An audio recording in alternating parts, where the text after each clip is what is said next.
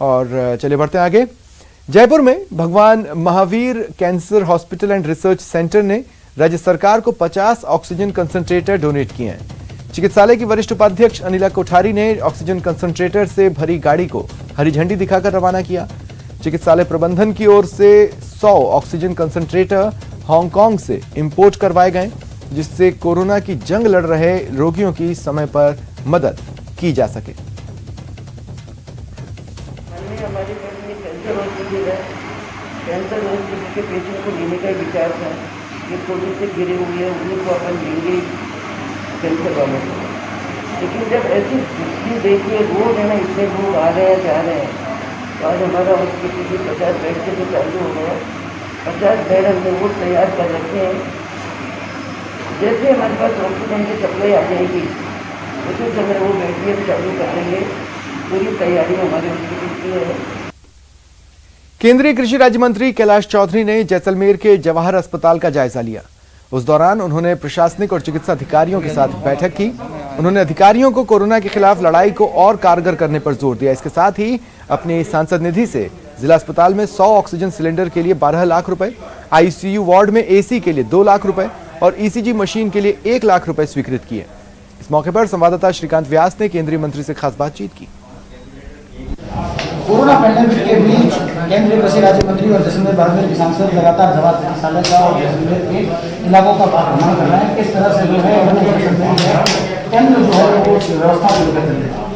ऐसा है, निश्चित रूप से प्रधानमंत्री जी इस बात को चिंता लेकर खुद स्वयं मॉनिटरिंग कर रहे हैं और इसी निमित्त मैं लगातार यहाँ पर हॉस्पिटल के अंदर भी आ रहा हूँ। कोरोना सेंटर का निरीक्षण भी किया और जहाँ पिछली बार आया था उस समय मेडिकल स्टाफ और यहाँ पर उन्होंने कहा था प्रशासन ने कि ऑक्सीजन की कमी और रेमडेसिविर इंजेक्शन की कमी है। लेकिन आज जब बैठक ली और उसमें प्रशासन ने कहा है कि ऑक्सीजन की कोई कमी नहीं है और रेमडेसिविर इंजेक्शन की पर्याप्तता है, जैसे साफ जाहिर होता है कि प्रधानमंत्री जी ने इस बात को फॉलो करके आज ऑक्सीजन पूरे देश के अंदर व्यवस्था की है। और साथ ही चाहे उसके लिए ट्रेन से लाने की व्यवस्था करना हो, चाहे एयरप्लेन के द्वारा लाने की व्यवस्था करना हो या टैंकरों की संख्या बढ़ाना हो, इन सारे दृष्टि से लेकर और जो रेमडेसिविर के इंजेक्शन है उनके प्लांटों को बढ़ाना हो, इस दृष्टि से भारत सरकार काम कर रही है। और लगातार जो है वो कोरोना की मौतों का जो आंकड़ा है वो लगातार बढ़ता जा रहा है। उसको लेकर क्या कहेंगे, किस तरह से मॉनिटरिंग की जाएगी, क्योंकि जो मौत के आंकड़े वो कहीं ना कहीं लगातार बढ़ते जा रहे हैं। मेरा इसमें यही कहना है कि एक तो जन जागरण का काम हमें करना चाहिए, फोकस दूरी, मास्क को उपयोग करना और सैनिटाइज, हाथ धोना, ये तो सबसे महत्वपूर्ण है। लेकिन कुछ जैसा कि ग्रामीण क्षेत्र में ये फैला है, तो ग्रामीण क्षेत्र के अंदर जो सीएससी सेंटर है उनको मजबूत करने की आवश्यकता है। और मेरा राज्य सरकार से निवेदन रहेगा कि तुरंत प्रभाव से जो सीएससी सेंटर है वहाँ पर जो भी इक्विपमेंट की कमी है उनको पूरा करे और डॉक्टर और नर्सिंग स्टाफ की कमी है तो उसको तुरंत भर्ती करे और साथ ही वहाँ पर जो प्लाज्मा है उसकी जो रेट जहाँ कहीं कुछ स्थानों पर ली जा रही है उसकी जो निःशुल्क व्यक्ति देता है, लेकिन उसके बावजूद भी गरीब व्यक्ति से 16,500 रुपये वसूल किए जा रहे हैं, वो ना लिए जाए। हमें जनता के हित के लिए सोचना होगा, क्योंकि इस कोरोना पैंडेमिक में कहीं ना कहीं स्थितियाँ जो है वो लगातार बिगड़ती जा रही है और इसको लेकर केंद्र चिंतित है। न्यूज़ 18 के लिए श्रीकांत व्यास, जैसलमेर।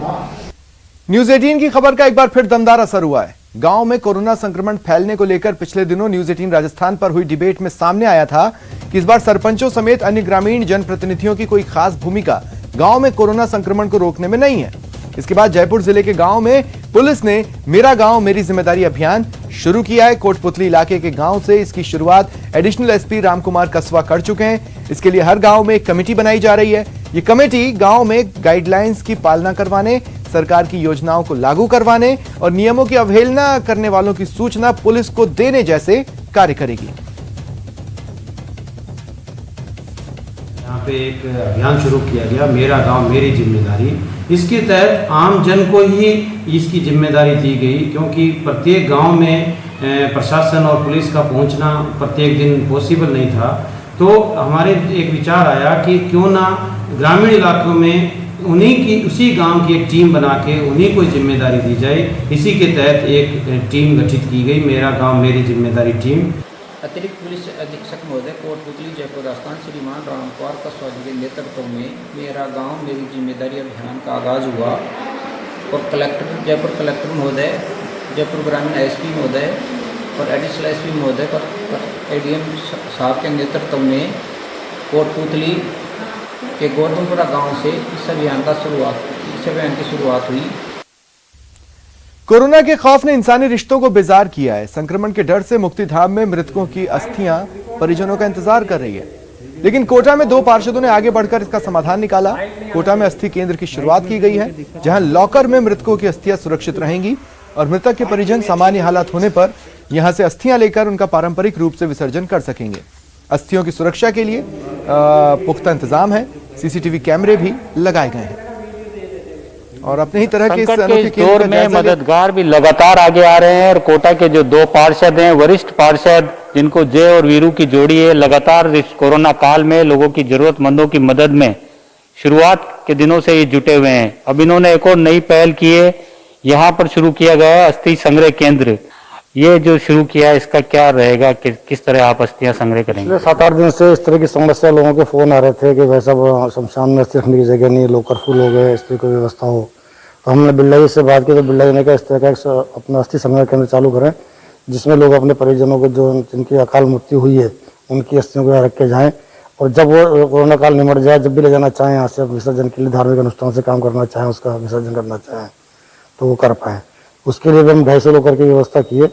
और जैसे जैसे मान लो अस्थियाँ, भगवान नहीं करे कि और हमें जरूरत पड़े इन चीज़ों को लोगों को लाने की, लेकिन हमारा टारगेट ये कि जितनी अस्थियाँ आती जाएंगी उस हिसाब से लोकर की व्यवस्था बढ़ाते जाएंगे और शहर के लोगों को ये समस्या से निजात दिलाने की पूरी कोशिश करें। कि क्यों ने अब अस्थियां रखने की कई मुक्तिधामों में तो जगह है नहीं, वहाँ जितनी जगह वो फुल हो चुकी है।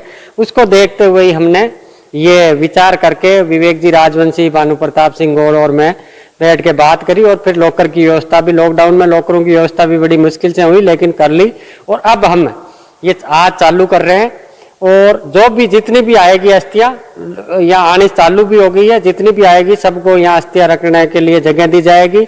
ये मदद जो है ज़्यादा लोगों को मिले और दिवंगत आत्माएं जो चली गई हैं, जो चले गए हैं, उनकी आत्मा को भी शांति मिले और इनका धार्मिक अनुष्ठान जो पूरी तरीके से जिस तरह से होता है उसी तरीके से हो सके, यही हमारी दुआ है। न्यूज़ 18 राजस्थान भी लगातार दिवंगतों की आत्माओं को प्रणाम करता है। हमारी भी संवेदनाएं जो है पूरी तरह से दिवंगतों के साथ है और ऐसे में इन दोनों पार्षदों की पहल वाकई सराहनीय प्रयास है। सहयोगी मुकेश के साथ शाकिर अली, न्यूज़ 18 कोटा। और बात एक ऐसे देवर की जो भाभी को पाने के लिए दानव बन गया। सवाई माधोपुर में बदनीयती की आग ऐसी भड़की कि देवर सब कुछ जलाने पर आमादा हो गया। बदनीयती की आग भड़की, मन का दानव जाग उठा, करने चला रिश्तों का शिकार, मर्यादा हो गई तार तार। देवर ने दिखाए अपने तेवर, ये देवर तो दानव निकला।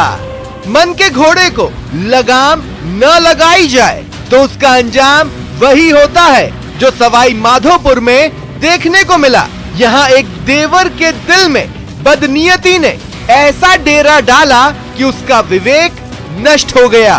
बदनीयती की आग में जल रहा देवर रिश्ते नाते भूल गया और सब कुछ जलाने पर आमादा हो गया। मामला सवाई माधोपुर के वजीरपुर कस्बे का है, जहां अपनी भाभी पर गलत नजर रखने वाले देवर ने पहले खुद को आग लगाई और फिर उस आग में ही भाभी को जलाने की कोशिश की। उसने पत्थर फेंका, पत्थर देखा था तो मैंने। उसने बाद में फिर गेट में लात मारी थी। सास मेरी मंदिर से आ रही थी, गेट में लात तो क्या लात मारी थी, तो उसने पेट्रोल डाल के आया था। अच्छा। मेरे घर में आग लगाई थी खुद में। अच्छा, उसके ऊपर भी लगाई? हाँ, खुद के ऊपर आग लगाई थी। बाहर की बजी तो मुझे झट, मतलब मुझे ऐसे कोरी भर लिया। में ले लिया आपको? हाँ, अपनी बाहों में भर लिया मुझे, तो थोड़ा जल गई। फिर मैंने मेरे थोड़ी लात फात कर दी थी, मेरे पैर में भी वो ऐसा कि मैं तो उधर आई थी, नहा के नींद का खत्म हो गए, एक मठवाड़ा ने गए तो मैं तो आई थी और उसमें हाँ वो आ रहा था पैना से गली में से और निकल कर बाहर का चौक है ना, उसमें पेट्रोल डाल लिया और डालकर मेरे दरवाजा का धक्का दिया। धक्का दे दरवाजा तोड़ के भीतर घुस गया, बैरवान पकड़ के लिया आया। जानकारी के मुताबिक आरोपी देवर अपनी भाभी पर गंदी नजर रखता था। और उसे हासिल करने के लिए लगातार दबाव बना रहा था। इस मामले में वो पहले जेल की हवा भी खा चुका है, लेकिन उसके नापाक मंसूबे लगातार उबाल मारते रहे। नतीजा, उसने आत्मघाती कदम उठा लिया और भाभी को भी मारने की कोशिश की। कई दिनों से धमकी दे रहा है, मारूंगा, मेरी नहीं हो सकती तो मारूंगा। तो इस मामले में आपने पहले पुलिस प्रशासन पुलिस कंप्लेन केस की? किया था मैंने, 2-2.5 साल पहले केस किया था उसको। आग लगाने केस हो रहा है, रेप केस चल रहा है उसका। अच्छा, उसी के ऊपर? हाँ, उसी के ऊपर जबरदस्ती करता है मेरे साथ। पुलिस ने उस पर एक्शन नहीं लिया क्या? एक्शन नहीं लिया इतना जितना लेना चाहिए। 2-3 महीने रखा तो छोड़ दिए, 2.5 महीने जमानत से छोड़ दिए। गंभीर रूप से झुलसे दोनों लोगों को वजीरपुर के अस्पताल में भर्ती कराया गया, लेकिन देवर की हालत नाजुक थी, लिहाजा उसे गंगापुर सिटी रेफर करना पड़ा। सर, अभी जो 2 केस आए थे, पुलिस लेके आई थी, दोनों बर्न के केस थे, जिसमें लगभग 90% से अब तो एक जला हुआ था जो सीरियस है, और उसको हमने यहाँ से रेफर कर दिया आगे के लिए। दूसरी एक औरत है जिसको लगभग 30 से 40% वो बर्न है, और उसका ट्रीटमेंट, प्राइवेट ट्रीटमेंट हमने दे दिया है, और अगर मान लो उसकी कंडीशन भी सीरियस हुई तो उसको भी हम आगे रेफर कर देंगे। फिलहाल पुलिस पूरे मामले की जांच में जुटी हुई है, लेकिन समय रहते महिला की शिकायतों को गंभीरता से लेते हुए पुलिस अगर कड़ी कार्रवाई करती तो देवर के नापाक मंसूबों पर लगाम लग सकती थी। न्यूज़ 18 राजस्थान के लिए सवाई माधोपुर से गिरिराज की रिपोर्ट। फिलहाल इतना ही, नमस्कार।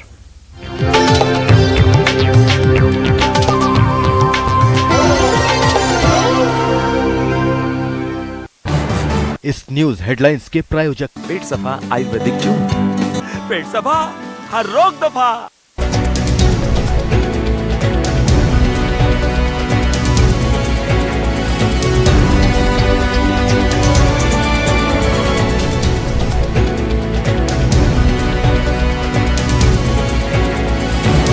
इस न्यूज हेडलाइंस के प्रायोजक पेट सफा आयुर्वेदिक जूस। पेट सफा, हर रोग